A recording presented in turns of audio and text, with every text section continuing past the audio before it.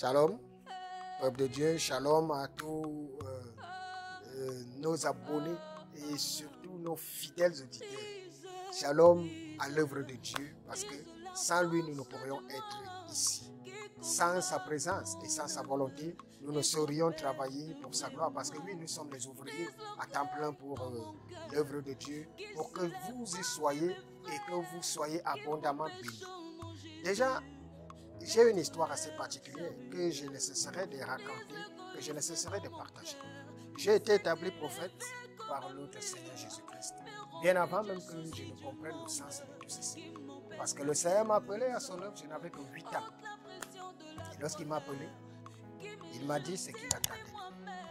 Il m'a dit la mission qu'il me confiait. Il m'a appelé par mon nom. Et lorsqu'il a fait, jusqu'à aujourd'hui, aucun nom, qui qu'il soit, ne peut venir me dire le contraire ou bien m'informer que le Seigneur a dit ceci, parce que le Seigneur me dit ce qu'il faut faire. Il m'a parlé de ce qu'il attendait pour moi et que je fasse pour lui. Et voilà pourquoi si aujourd'hui vous pouvez m'écouter, rassurez-vous, je n'ai nullement l'envie de venir vous convaincre, parce que je ne pourrais vous convaincre. Si l'Esprit de Dieu est dans cette œuvre, c'est lui seul qui convainc. Mais je viens, je fais juste ma part, à savoir vous dire tout ce que le Christ m'a dit. C'est vrai que beaucoup viennent. Chacun te dira c'est le Christ qui m'a envoyé, mais tout ce qui est établi dans la chose, c'est sur le temps. C'est le temps qui nous dira et qui sont réellement appelés de Dieu ou pas. Aujourd'hui, le Seigneur m'a mandaté parce que le thème pour lequel je viens de parler est un thème assez particulier. Je voudrais te parler de Moïse, le prophète Moïse. Le prophète Moïse, cet homme, cet éminent, ce grand ami de Dieu. Et je viens parce que beaucoup n'ont pas encore compris Moïse. Beaucoup n'ont pas encore la révélation exacte. Beaucoup tergiversent et tâtonnent encore. Aujourd'hui, je viens te parler du péché de Moïse ou le plan de Dieu. Le péché de Moïse ou le plan de Dieu. Parce que je ne cesse de vous dire, l'œuvre de Dieu, pour y être dedans, il faut avoir la révélation. Parce que lorsque Dieu se révèle ou lorsque Dieu t'a choisi, ce n'est pas à toi de chercher la révélation. Ce n'est pas à toi de chercher quoi dire à son peuple. Il doit t'impartir. Il doit t'ouvrir des yeux spirituels. Il doit te charger de sa présence. Et il doit te donner un mandat. Il doit te révéler toutes choses. Il doit te révéler, j'insiste, toutes choses au travers de sa parole. Pourquoi? Parce que aujourd'hui, les gens ont l'impression que tout est accompli dans le sens que tu as savoir qu'on maîtrise déjà tout. Mais pourtant, il y a beaucoup qui n'ont pas été élucidés. Il y a beaucoup qu'on ne vous a pas dit. Pourquoi? Parce que ce n'est pas de la faute de ceux-là. Ils ont eu une compréhension, une révélation à leur niveau. Parce que chacun a une révélation à son niveau. Mais maintenant, la révélation, elle ne peut rester statique. Elle évolue. Et la révélation, Dieu fonctionne toujours par la révélation. C'est pour ça que c'est le spirituel. C'est pour ça qu'il est le Dieu des esprits. Parce que quand on est au service de Dieu, c'est le surnaturel. C'est ce qui dépasse l'entendement humain. C'est la révélation. Alors aujourd'hui, nous savons que Moïse n'est pas entré à la Canaan, qui est aussi symbolique du jardin. Il n'est pas entré à la Canaan parce qu'il a péché. Parce qu'il a péché contre Dieu. Et le péché, quand je vais demander aux autres, pour ceux qui sont connectés aux Saintes Écritures, nous savons bien que le péché que Moïse a commis, qui lui a valu sa place pour l'entrée à la Canaan, c'était que lorsque Dieu lui a ordonné de frapper le rocher une fois, dans son excès de colère, parce qu'il était fâché contre le peuple d'Israël, il a frappé le rocher à 2 reprises. Et lorsqu'il frappa le rocher à 2 reprises, Dieu s'est fâché de Moïse. Et à partir de là, Dieu lui a dit, à cause de ça, tu as voulu montrer au peuple d'Israël que c'est toi qui leur donnais de l'eau. Au lieu de moi, tu n'entreras pas à la Canaan. Voilà là où Moïse se retrouve en difficulté, qu'il n'est pas entré dans la Canaan. Alors pendant que j'étais en train de méditer le livre d'Exode, le livre de Deutéronome, le livre de Nombre, le livre de Lévitique, le Seigneur m'a ouvert une vision et il m'a dit, va leur dire à mon peuple, ils te trouveront et ils te prendront comme un malade. Mais sois-en fier, parce que c'est des choses que je te révèle qui dépassent l'entendement humain. Il faudrait seulement aller les puiser à côté de moi pour pouvoir les apporter à la lumière des hommes. Alors, si vous pensez un temps soit peu que Moïse a péché, je vais vous dire avec affirmatif que Moïse n'a jamais péché. C'est parce que vous ne connaissez pas qui est notre Dieu. Et c'est la même chose que je vous ai toujours dit, ou pour ceux qui me suivent souvent, par rapport à notre situation actuelle. Le péché que Adam et Ève ont commis dans le jardin d'Éden, c'est la désobéissance. Tout le monde sait parce qu'ils ont mangé. Mais poussons un peu la réflexion plus loin. Croyez-vous réellement que Dieu voulait que Adam et Ève restent dans le jardin d'Éden pour longtemps?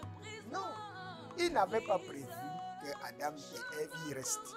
Il a juste fait une maquette, il les a mis dedans et il avait prévu que les choses se dérouleraient telles qu'elles sont. Rien n'échappe au contrôle de Dieu. Et maintenant, le projet qui est là, c'est que pour y retourner, il faut se battre. Et au moyen de la foi, par les œuvres. Vous voyez un peu? Est-ce que si Dieu voulait, je vais partir de façon simple. Qu'est-ce que l'arbre de la connaissance du bien et du mal vient chercher? Pourquoi doit-il conditionner ça? Est-ce qu'il avait besoin de mettre cet arbre-là au milieu, au jardin d'Éden? Parce qu'il a dit, voilà, vous mangerez de tout. Il y avait l'arbre de la vie, de la mort, l'arbre de la vie. Il y avait l'arbre de la vie, il y avait l'arbre de la connaissance du bien et du mal. Il a planté les deux au milieu, mais il y avait tous les autres. Et il dit à l'homme, tu peux manger de tous les fruits, mais ça, précisément, n'y touche pas. Parce que le jour où tu toucheras, tu mourras. L'homme ne sait pas ce que c'est que la mort à ce moment. Il ne connaît rien de tout ça. Mais pourquoi c'est interdit? Aujourd'hui, nous sommes convaincus qu'Adam a péché. Or, ce que vous ne savez pas, c'est que lorsqu'il a planté le jardin d'Éden, c'est un jardin qu'il a planté, hein, et il a laissé toute l'autre surface de la terre inchangée. Pourquoi? Parce qu'il avait prévu que l'homme fera un court séjour, un bref séjour au jardin, mais il doit sortir afin de travailler pour que toute la terre devienne un paradis. Vous comprenez un peu? C'est la révélation de toutes ces choses. Faisons attention. C'est pour ça que la Sainte Écriture, tu peux lire. Mais si tu n'as pas la révélation profonde, tu pourras rester soumis au point où tu pourras avoir l'impression qu'elle se contredit. Alors Moïse, grand ami de l'Éternel, lorsque Dieu appelle Moïse, vous savez que les voies de Dieu sont insondables. Pourquoi Dieu n'a pas laissé l'autre processus? Parce que Moïse était prince d'Égypte.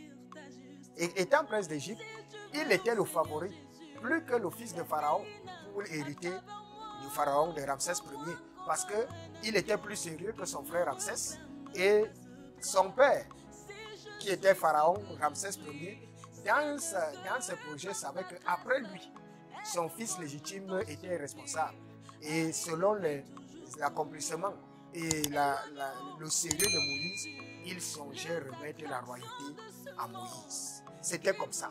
Par conséquent, pourquoi Dieu ne laisse pas Moïse tout simplement accéder au trône et puis il a franchi de façon simple le peuple d'Égypte? C'était si simple, non? Nous sommes avec un Dieu mystérieux.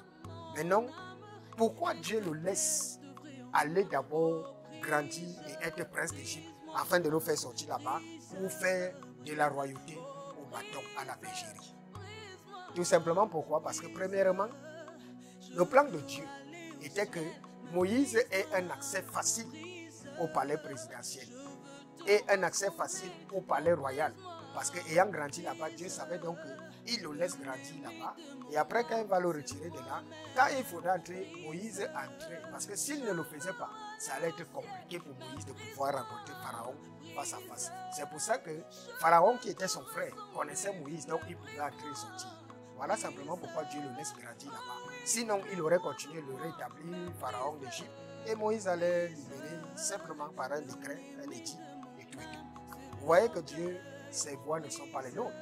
Mais il avait prévu pour Moïse que ce sera par la bergerie qu'il faudra qu'il libère son peuple. Alors, la rencontre de Moïse avec Dieu, Moïse est un homme qui est bègue de nature. Et vous savez, quand quelqu'un est bègue, ils sont impulsifs. Parce que la parole n'est pas facile. Et Moïse était un homme belliqueux et très impulsif. Ce qui fait que quand il rencontre Dieu pour la première fois au mont Sinaï, Moïse a demandé à Dieu de le délivrer de ce fardeau. Moïse a imploré Dieu et lui a dit, voilà, j'ai le langage compliqué. Ma langue pèse. Comment est-ce que je pourrais m'en sortir? Délivre-moi donc d'abord de cet handicap, afin que je puisse être libre lorsqu'il faudrait que j'annonce à Pharaon tes décrets. Mais, vous savez ce que Dieu fit? Dieu refuse de libérer Moïse de ça. Il dit simplement à Moïse, non, je vais susciter ton frère Pharaon. Pharaon sera ta bouche. C'est Pharaon qui va parler pour toi. C'est ton grand frère Aaron, autant pour moi. Je vais susciter ton grand frère Aaron. Aaron sera ta bouche. Il va parler. Pourquoi Aaron va être la bouche de Moïse alors qu'il est devant le Dieu de toute force, alors qu'il est devant le Dieu, dit justement et guérit Moïse de ça. Non, Dieu lui dit, je vais laisser, tu vas rester avec cet handicap. Et c'est ton frère Aaron qui parlera pour toi. Continuons. Alors, Dieu laisse Moïse avec un problème, avec une faiblesse. Mais il utilise Moïse en puissance, mais Moïse a un problème. Parce que de temps en temps, ça remonte souvent à la surface, son comportement belliqueux. Ça le rattrape toujours. Et Moïse cherche à ce que Dieu la délivre. Il est colérique, il est impulsif. Et ça le dérange parce que de temps en temps, il se retrouve à faire des choses quand il est en colère qu'il ne contrôle pas. Et il a peur qu'un jour, ça puisse affecter sa relation avec Dieu. Oui, il avait tellement peur de ça. C'est pour ça qu'il a imploré, et il a imploré Dieu de le délivrer de ce handicap. Mais Dieu refuse. Alors, ce que vous devrez savoir, c'est que lorsque Dieu a appelé Moïse et a choisi Moïse, le plan de Dieu pour Moïse n'était pas qu'il entre à la Canaan. Le plan de Dieu était que Moïse s'arrête à la Canaan, à la porte. Mais s'il avait dit ça à Moïse depuis, Moïse allait être frustré. Mais quand même, imaginez-vous, pourquoi Moïse ne va pas entrer à la Canaan après tout ce qu'il a eu à faire? Après tout le travail là, on te dit que tu finis de travailler, mais tu vois, c'est aux portes de la Canaan que tu ne vas pas entrer. Pourquoi Dieu fait ça? Parce que quand Dieu t'appelle, il te donne un mandat. Chacun a un mandat précis. Moïse n'était pas prédestiné à entrer dans la Canaan. Et c'est pour ça que ça a une relation étroite avec le fait que Dieu n'a pas voulu le délivrer de son handicap, parce qu'il savait que c'est sur cet handicap qu'il va condamner Moïse. Les voies de Dieu sont insondables. Pourquoi? Parce que la première fois, le peuple est fâché, il a soif, il demande de l'eau. Et Moïse implore le Seigneur, et le Seigneur lui dit, frappe le rocher. Moïse a frappé. Mais quand ils sont revenus pour la deuxième fois, ça a tellement énervé Moïse, parce qu'il était à bout, et il les a dit, mais comment vous pouvez mettre Dieu à l'épreuve, tenter Dieu à ce niveau? Pourquoi vous tentez Dieu? Il l'a fait, aujourd'hui vous revenez, et dans l'excès de colère, il a frappé le rocher 2 fois. Amen. Et Dieu s'est accroché une fois, il lui a dit, en bon. Donc tu veux montrer au peuple d'Israël que c'est toi qui es Dieu, que c'est toi qui les as donné de l'eau. Comme il en est ainsi, tu n'entres pas à la Canaan. Point final. Et Dieu a trouvé son mobile. Alors le but, comme je te l'ai dit, c'est que Moïse n'entre pas à la Canaan. Le péché de Moïse ou le plan de Dieu? Je te dis avec certitude, c'est le plan de Dieu. Pourquoi? Parce que je voudrais m'adresser à certaines personnes aujourd'hui qui m'écoutent. Il y a quelque chose en toi qui te met mal à l'aise. Mais on va te parler de sainteté. Toi seul, tu connais. C'est qui, si on enlève cet handicap en toi, tu seras un homme établi. Tu seras un homme parfait. N'oublie pas que la perfection n'est pas de ce monde. Nous sommes des corps charnels, pas des corps spirituels. La perfection, Dieu l'a déposée dans le spirituel. Et il nous a créés par la poussière qui est une limitation. Chacun de nous a une faiblesse qui témoigne toujours contre lui. Vous verrez, il y a une catégorie de personnes.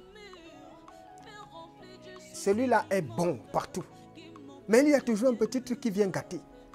Il y a d'autres qui sont là, soit c'est le commérage, soit c'est la colère, soit c'est l'orgueil, soit c'est, je ne sais pas, chacun a sa convenance. C'est pourquoi il ne cesse de prier Dieu tous les jours et demander à Dieu si je n'avais pas ça. D'ailleurs, même que nous avons autour de nous, dans notre entourage, des gens que nous savons bien que quand tu dis non, Si on enlevait seulement ça, c'est qu'il est parfait. Si on enlevait, tu peux voir, il y a des gens, pour lui c'est le babadage, il ne connaît pas garder des secrets. Dès que tu finis, il est bon, il est tout. Hein? Mais le fait que dès que tu lui dis quelque chose, tu retrouves ça dans la place publique. Il y a d'autres, quand c'est la colère, il a déjà prié. Il y a d'autres, quand c'est la jalousie, il a tant prié pour cette jalousie. Et à un moment donné, je voudrais vous dire aujourd'hui que ne priez pas pour que Dieu enlève cet handicap-là. Parce qu'il l'a mis sciemment pour toujours te rappeler que nous ne sommes que des pauvres pécheurs. Il y a des gens qui vont vouloir te donner l'impression qu'ils sont parfaits. Alors que si Dieu nous a créés avec la poussière, mais il a créé les anges par une forme spirituelle. Nous ne sommes pas, et nous ne sommes pas des corps spirituels. Nous sommes des corps terrestres. Ça veut dire que la poussière que Dieu a mis en nous est une barrière. Ça doit toujours nous rappeler que vous n'êtes rien. N'essayez jamais de détourner ou de contourner ça. Dieu nous a créés avec ses limites et nous vivons avec. Quand Dieu choisit un homme, il n'est pas parfait, mais il travaille avec ses imperfections. Mais aujourd'hui, beaucoup d'hommes de Dieu vont vouloir vous donner l'impression que c'est dans un élan de sainteté qu'ils ont été appelés de Dieu. Moi, quand Dieu m'a appelé, je n'étais qu'un enfant et j'étais un très grand cascadeur, délinquant, chef premier, jusqu'à aujourd'hui même. Mais Dieu m'a aimé dans mon état et il m'a choisi. Quitte à ce que les gens acceptent ou pas, mais Dieu m'a choisi. Quand il m'a choisi, il savait que je n'en valais pas la peine. Alors je ne vais pas venir me placer devant vous pour vouloir vous parler des choses qui vont vous faire plaisir, ou vous parler de sainteté, que non. Avant, je priais tellement, je faisais 5 fois par jour les prières, je jeûnais à 8 ans. Non. Sache que Dieu a mis à chacun de nous une limite qui te rappellera toujours que tu n'es que poussière. Alors Moïse n'a jamais péché. Dieu s'est accroché juste sur le fait. Parce que comment est-ce qu'il allait annoncer à Moïse que tu ne vas pas entrer dans la Canaan? Et comment est-ce que Moïse allait se sentir? Or, lorsqu'il s'est appuyé là-dessus, Moïse a compris, il a dit oui, voilà ce qui me perd, c'est ma colère. Moïse s'est résolu, il s'est résolu à ça. Or, il a prié que Dieu l'en éloigne et Dieu a refusé. Pourquoi? Parce que le péché de Moïse n'a jamais été un péché, mais on est ici face au plan de Dieu. Faisons attention parce que la révélation, elle est comme ça. Ce que tu peux voir d'un aspect charnel, toi qui m'écoutes, quelle que soit la nature, tu connais pourquoi tu pries Dieu, tu as même déjà prié. Ne demande pas, Dieu laissera toujours ça. C'est ça qui te permettra toujours de te souvenir que je ne suis qu'un homme et je suis faible. Que le Seigneur nous bénisse abondamment et que sa grâce et sa gloire nous entrelacent. N'oubliez pas, connectez-vous, partageons la parole de Dieu et qu'elle nous édifie davantage. Et surtout, pour ample information ou pour des échanges quelconques, le numéro s'affiche en bas de l'écran. Je suis à votre disponibilité car c'est pour ça que le Seigneur m'a choisi. Shalom, shalom à tous. Bye bye. Qui ne réclame pas ce droit. Si je suis ce que je suis,